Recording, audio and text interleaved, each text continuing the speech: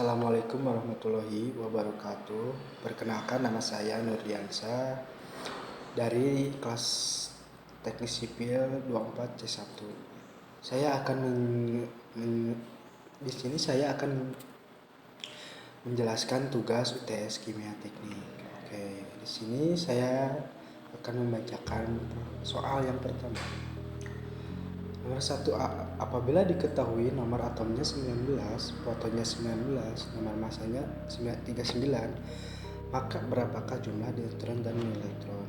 Diketahui, yang pertama nomor atomnya adalah 19, jumlah protonnya adalah 19, nomor masanya adalah 39. Yang pertama kita harus memahami nomor atom dan nomor proton. Nomor atom menunjukkan jumlah proton dalam inti suatu atom. Yang kedua, dalam soal kita diberikan nomor atom 19, artinya atom ini memiliki 19 proton. Oke. Proton adalah partikel bermuatan positif dalam inti atom. Yang kedua, jumlah elektron pada atom netral. Dalam atom netral, jumlah proton sama dengan jumlah elektron untuk menjaga keseimbangan muatan. Karena atom ini memiliki 19 proton, maka jumlah elektronnya juga 19. Elektron adalah partikel bermuatan negatif yang mengelilingi inti atom. Yang ketiga, menentukan jumlah neutron. Nomor massa adalah jumlah total proton dan neutron dalam inti atom. Jadi, kita bisa menghitung jumlah neutron dengan mengurangkan jumlah proton dari nomor massa. Rumus untuk jumlah neutron sama dengan nomor massa dikurangi jumlah proton. Dengan memasukkan nilai yang kita sudah diketahui. Jumlah neutron sama dengan 39 dikurangi 19. Hasilnya adalah 20. Jadi berdasarkan informasi yang diberikan, jumlah neutron sama dengan 20, jumlah elektron sama dengan 19. Karena atomnya netral dan memiliki 19 proton. Partikel bermuatan positif dalam inti atom. Yang kedua, jumlah elektron pada atom netral. Dalam atom netral, jumlah proton sama dengan jumlah elektron untuk menjaga keseimbangan muatan. Karena atom ini memiliki 19 proton, maka jumlah elektronnya juga 19. Elektron adalah partikel bermuatan negatif yang mengelilingi inti atom. Yang ketiga, menentukan jumlah neutron. Nomor massa adalah jumlah total proton dan neutron dalam inti atom. Jadi, kita bisa menghitung jumlah neutron dengan mengurangkan jumlah proton dari nomor massa. Rumus untuk jumlah neutron sama dengan nomor massa dikurangi jumlah proton. Dengan memasukkan nilai yang kita sudah diketahui. Jumlah neutron sama dengan 39 dikurangi 19. Hasilnya adalah 20. Jadi berdasarkan informasi yang diberikan, jumlah neutron sama dengan 20, jumlah elektron sama dengan 19, karena atomnya netral dan memiliki 19 proton. Oke. Nomor 1.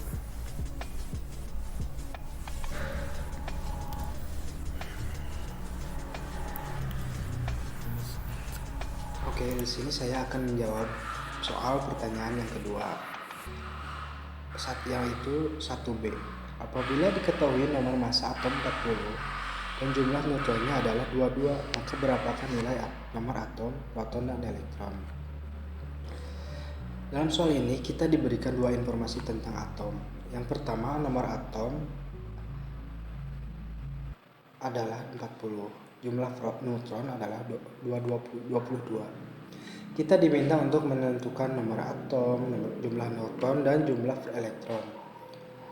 Oke, yang pertama kita harus memahami nomor massa. Nomor massa dari suatu atom adalah jumlah total proton dan neutron di dalam inti atom. Jadi kita bisa menuliskan hubungan ini sebagai A sama dengan P ditambah N.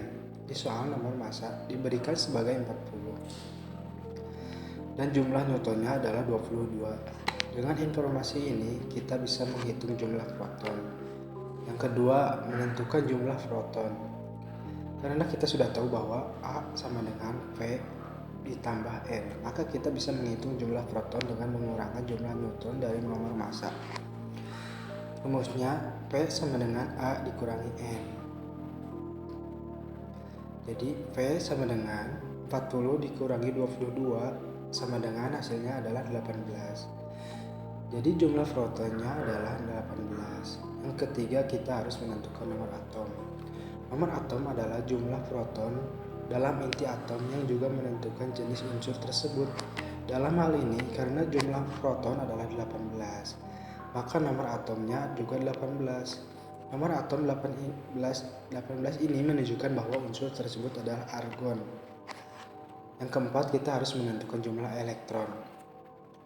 Karena atom ini tidak diberikan muatan atom netral, maka jumlah elektron sama dengan jumlah proton.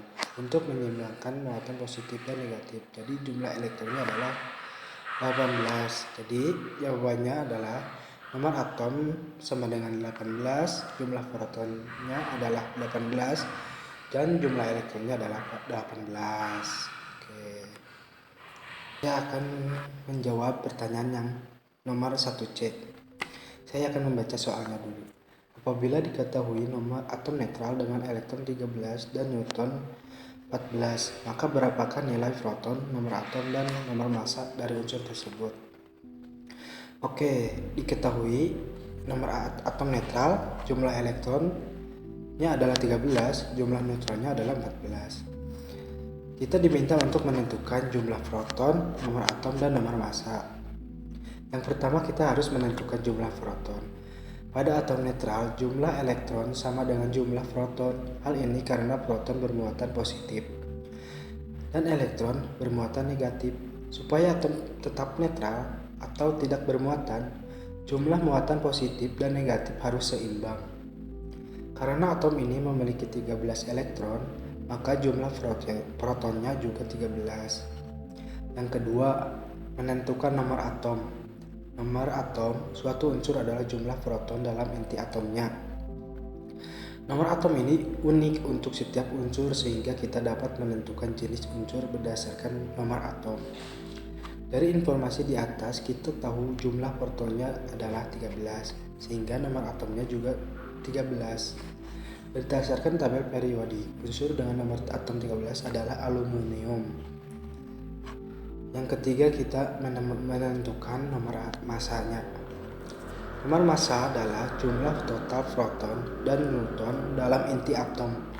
Ini ditentukan dengan rumus A sama dengan P ditambah N, di mana P itu adalah jumlah proton dan N adalah jumlah neutron. Karena kita sudah mengetahui bahwa jumlah protonnya adalah 13 dan jumlah neutronnya adalah 14. Jadi kita bisa menghitung nomor massa dengan menjumlahkan proton dan neutron. Yang pertama, A sama dengan 13 ditambah 14 sama dengan 27. Jadi berdasarkan perhitungan di atas, jumlah protonnya adalah 13 dan nomor atomnya adalah 13 dan nomor massanya adalah 27. Dengan kata lain, atom tersebut adalah atom aluminium dengan nomor massanya 27.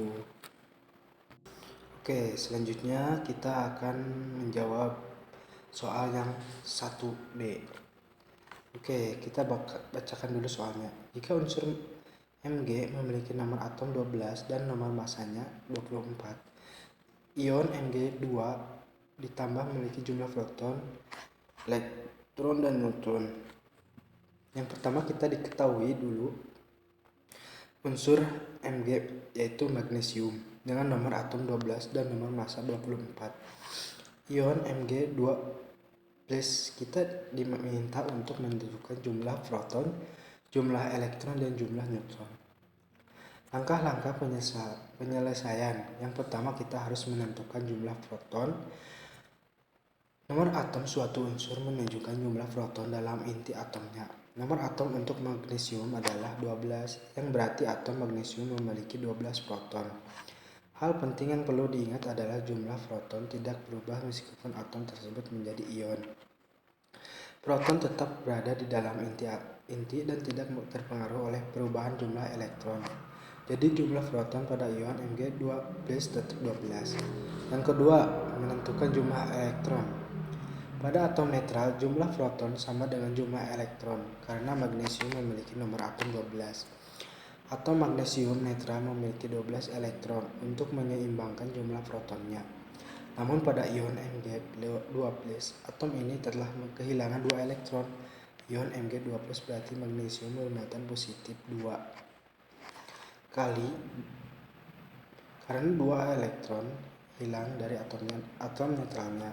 Jadi untuk menghitung jumlah elektron pada ion magnesium 2+, jumlah elektron sama dengan 12 dikurangi 2 sama dengan hasilnya adalah 10. Dengan demikian jumlah elektron dalam Mg2+ adalah 10. Yang ketiga, kita menentukan jumlah Newton.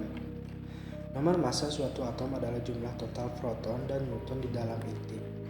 Untuk magnesium, nomor massa adalah 24. Rumus untuk mencari jumlah Newton adalah jumlah Newton sama dengan nomor massa dikurangi jumlah proton. Jumlah neutron sama dengan 24 dikurangi 12, jadi hasilnya adalah 12. Jadi magnesium baik dalam bentuk atom netral atau ion Mg2+ memiliki 12 Newton. Untuk ion Mg2+, jumlah proton sama dengan 12. Karena ini sesuai dengan nomor atom magnesium. Yang kedua, jumlah elektron adalah 10 karena 2 elektron hilang dari atom netralnya. Yang ketiga, jumlah neutron 12 karena dihitung dari nomor massa dan jumlah proton. Dengan ion Mg2+ memiliki 12 proton, 10 elektron dan 12 neutron. Oke, selanjutnya nomor 3 ya. Saya akan membacakan soal nomor 3. Tentukan konfigurasi elektron dengan metode kulit dan subkulit, periode dan golongan, serta nilai bilangan kuantum elektron terakhir pada unsur-unsur berikut.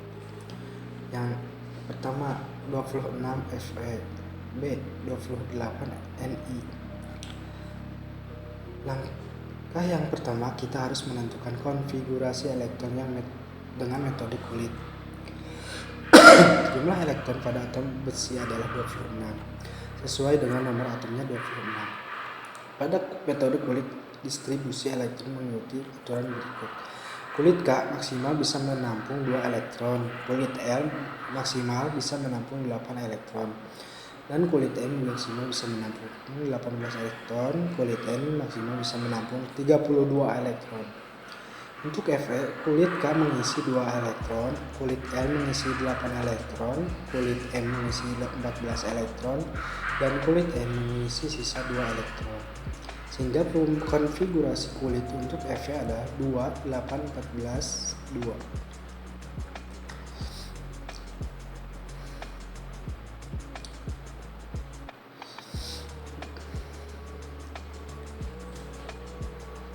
Penemuan ini juga menjadi dasar untuk penelitian lebih lanjut yang akhirnya mengarah pada model yang lebih akurat,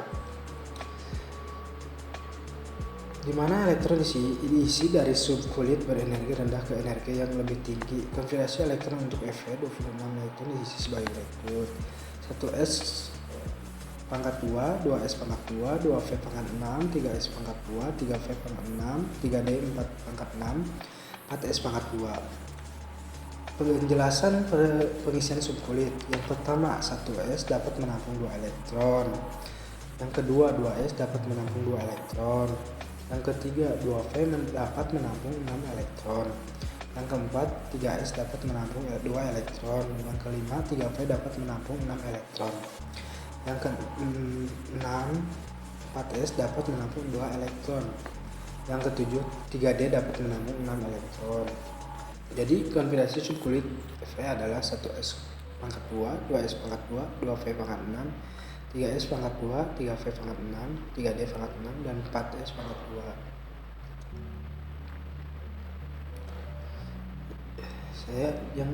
Selanjutnya saya akan membacakan dan menjawab pertanyaan yang nomor 2b, 28 Ni atau nikel. Jumlah elektron pada atom nikel adalah 28. Konfigurasi kulit dengan metode kulit. Kulit K mengisi 2 elektron, kulit L mengisi 8 elektron, kulit M mengisi 16 elektron. Kulit M mengisi sisa 2 elektron sehingga konfigurasi kulit untuk Ni adalah 2,8,16 dan 2. Konfigurasi elektron untuk Ni 28 elektron dengan metode subkulit adalah 1s pangkat 2, 2s pangkat 2, 2v pangkat 6, 3s pangkat 2, 3v pangkat 6, 3d pangkat 8, dan 4s pangkat 2. Saya akan menjelaskan subkulitnya. Yang pertama, 1s dapat menampung 2 elektron. Yang kedua, 2s dapat menampung 2 elektron. Yang ketiga, 2p dapat menampung 6 elektron. Dan nomor keempat, 3s dapat menampung 2 elektron. Yang kelima, 3p dapat menampung 6 elektron. Dan yang keenam, 4s dapat menampung 2 elektron. Yang ketujuh, 3d menampung 8 elektron.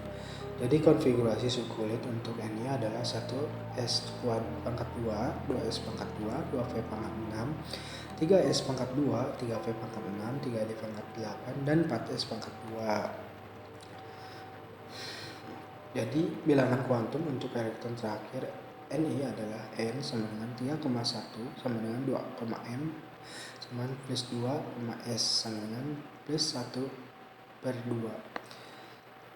26 mm besi, konfigurasi kulit 2,8,14,2, konfigurasi subkulit 1s pangkat 2, 2s pangkat 2, 2p pangkat 6, 3s pangkat 2, 3v pangkat 6, 3d pangkat 6, 4s pangkat 2. Periode 4 golongan 8b. Bilangan kuantum elektron terakhir N sama dengan 3,1 sama 2,1m 2,m sama dengan plus 1, S sama dengan plus 1 per 2. Buat 28 Ni atau nikel, konfigurasi kulitnya adalah 2,8,16,2. Konfigurasi subkulitnya adalah 1s pangkat 2, 2s pangkat 2, 2v pangkat 6, 3s pangkat 2, dan 3v pangkat 6, 3d pangkat 8, dan 4s pangkat 2. Periodenya adalah 4, golongannya adalah 8b. Bilangan kuantum elektron terakhirnya adalah N sama dengan 3,1 sama dengan 2,m sama dengan plus 2,s sama dengan plus 1 per 2. Oke, saya akan menjelaskan soal yang keempat. Saya akan membaca soal yang saya akan membacakan soal yang keempat. Unsur-unsur saling berikatan dan membentuk suatu senyawa. Jelaskan apa tujuan unsur membentuk ikatan dan bagaimana cara atau mekanisme unsur-unsur tersebut berikatan. Yang pertama, tujuan unsur membentuk ikatan yaitu unsur-unsur berikatan untuk mencapai keadaan stabil, yang biasanya berarti memiliki konfigurasi elektron yang mirip dengan gas mulia. Gas mulia seperti helium, neon, dan argon secara alami stabil karena memiliki kulit elektron terluar yang penuh. Sebagian besar unsur berusaha mencapai konfigurasi stabil ini dengan cara yang pertama memperoleh elektron tambahan, yang kedua melepaskan elektron yang mereka miliki, yang ketiga berbagi elektron dengan unsur lain. Dengan melakukan salah satu cara di atas, unsur-unsur dapat mencapai konfigurasi elektron yang stabil dan menurunkan energi potensial. Energi rendah ini membuat unsur lebih stabil dan kurang reaktif setelah berikatan. Mekanisme pembentukan ikatan. Ada beberapa jenis ikatan kimia yang memungkinkan unsur-unsur mencapai kestabilan. Berikut ini adalah 3 jenis ikatan kimia utama beserta cara atau mekanisme terjadi ikatan tersebut. Yang pertama ada ikatan ionik. Yang pertama ada mekanisme. Ikatan ionik terjadi antara logam dan non-logam. Pada ikatan ini, satu unsur, biasanya logam, memberikan elektron kepada unsur lain, biasanya non-logam, yang menerima elektron tersebut. Contohnya seperti pada senyawa natrium klorida NaC1Ci, natrium Na yang merupakan logam dengan konfigurasi elektron 2,8,1 akan lebih stabil jika kehilangan satu elektron untuk mencapai konfigurasi seperti gas mulia. Klorin yang merupakan non-logam dengan konfigurasi elektron 2,8,7 membutuhkan satu elektron untuk mencapai konfigurasi yang stabil. natrium menyerahkan satu elektron kepada klorin sehingga terbentuk ion natrium bermuatan positif Na+, dan ion klorida muatan negatif C1-. Tujuan dengan menyerahkan atau menerima elektron kedua unsur mencapai konfigurasi elektron stabil ion Na+ dan C1-, kemudian saling tarik-menarik karena muatan berlawanan, membentuk ikatan ionik yang kuat. 2. Ikatan kovalen. Mekanisme ikatan kovalen terjadi antara dua unsur non-logam pada ikatan unsur-unsur berbagai satu atau lebih pasangan elektron untuk mencapai kestabilan. Contohnya pada molekul air H2O. Oksigen memiliki konfigurasi elektron 2,6, dan membutuhkan 2 elektron lagi untuk mencapai konfigurasi stabil. Hidrogen memiliki 1 elektron dan membutuhkan 1 elektron lagi untuk mencapai konfigurasi stabil atau aturan duplet. Oksigen berbagi masing-masing 1 elektron dengan 2 atom hidrogen membentuk 2 ikatan kovalen. Elektron yang dibagi tersebut akan dimiliki oleh kedua unsur yang berikatan membuat mereka stabil. Tujuan dengan berbagai elektron masing-masing unsur dapat mencapai kulit elektron terluar yang penuh 8 elektron untuk oksigen dan 2 elektron untuk hidrogen, sehingga mencapai konfigurasi stabil seperti gas mulia. Yang ketiga, ikatan logam. Mekanisme ikatan logam terjadi antara atom logam. Pada ikatan ini, atom logam berbagai elektron secara kolektif dalam suatu struktur di mana elektron tersebut bergerak bebas, dikenal sebagai lautan elektron. Contohnya, pada logam tembaga Cu, atom-atom lembaga melepaskan elektron valensinya, elektron terluar ke dalam suatu lautan elektron. Elektron-elektron ini tidak terikat pada atom tertentu dan dapat bergerak bebas di antara atom-atom logam. Atom-atom logam menjadi ion positif dan ikatan bersama oleh lautan elektron yang bergerak bebas. Ini tujuan. Ikatan logam membuat logam stabil, memberikan sifat unik seperti konduktivitas listrik karena elektron dapat bergerak bebas, dan kelenturan karena ion logam dapat bergerak tanpa memutuskan ikatan. Jadi, unsur-unsur saling berikatan dan tujuan dari masing-masing jenis ikatan. Yang pertama, ikatan ionik terjadi ketika logam memberikan elektron kepada non-logam menghasilkan ion positif dan ion negatif yang saling tarik-menarik. Tujuan mencapai kestabilan dengan memiliki kulit elektron terluar yang penuh. 2. Ikatan kovalen terjadi ketika dua non-logam sebagai elektron untuk mencapai konfigurasi elektron stabil.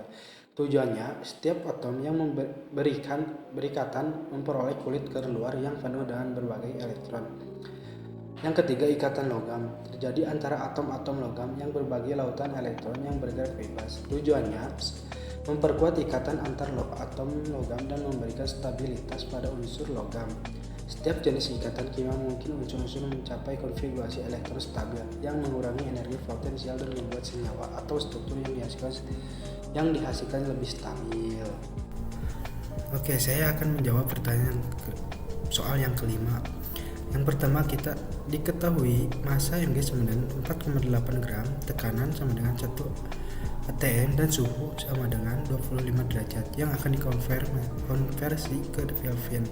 Untuk mencari jumlah mol magnesium yang bereaksi, kita menggunakan rumus N sama dengan massa dibagi AR.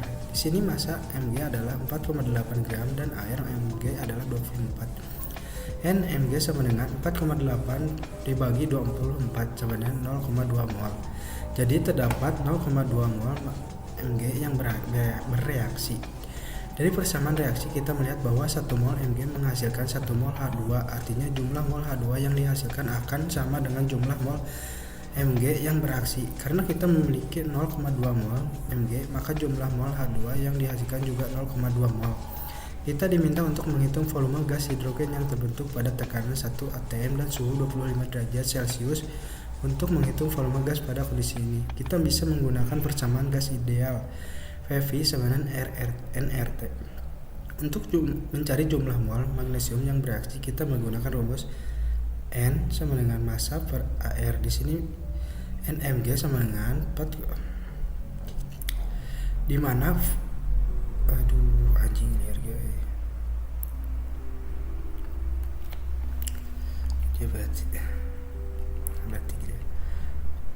Oke, kita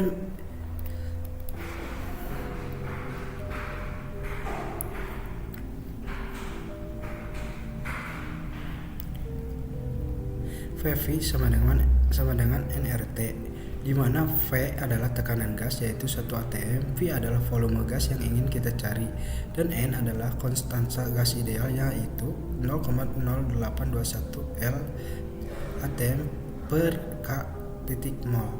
T adalah suhu dalam Kelvin. Suhu 25 derajat Celcius harus dikonversi ke Kelvin dengan menambahkan 273. T sama dengan 25 tambah 273 sama dengan 298 K. Menggunakan persamaan gas ideal, kita substitusi nilai-nilai yang diketahui. V sama dengan nRT dibagi V. V sama dengan 0,0821 298 per dibagi 1. Menghitung secara bertahap. 1. Hitung N kali R kali T. 0,2 dikali 0,0821 dikali 298 sama dengan 4,89. Yang kedua, karena V sama dengan 1 atm, maka V sama dengan 4,89 dibagi 1. Jadi hasilnya 4,89 L. Jadi volume gas hidrogen yang terbentuk adalah 4,89 liter.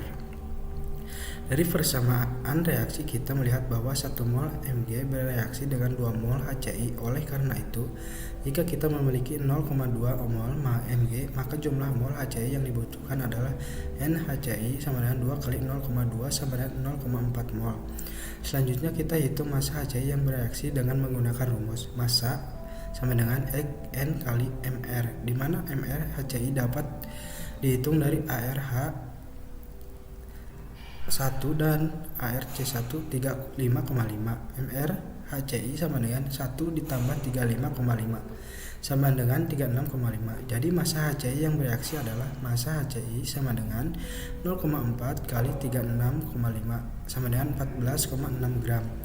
Jadi volume gas hidrogen H2 yang terbentuk adalah 4,89 liter dan massa HCl yang bereaksi adalah 14,6 gram. Dengan demikian, ketika 48 gram magnesium direaksikan dengan asam klorida akan dihasilkan 4,89 liter gas hidrogen pada kondisi 1 atm dan 25 derajat Celcius serta sebanyak 14,6 gram HCl yang bereaksi. Oke, terima kasih dan terima kasih. Saya sudah menjelaskan tugas dari teknik Terima kasih. Waalaikumsalam warahmatullahi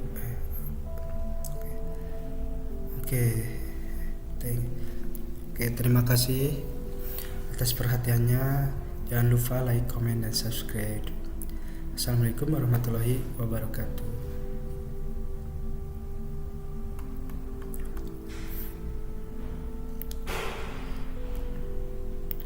Oke, jadi soal-soal semuanya udah dijawab. Jadi terima kasih terima kasih sudah bisa.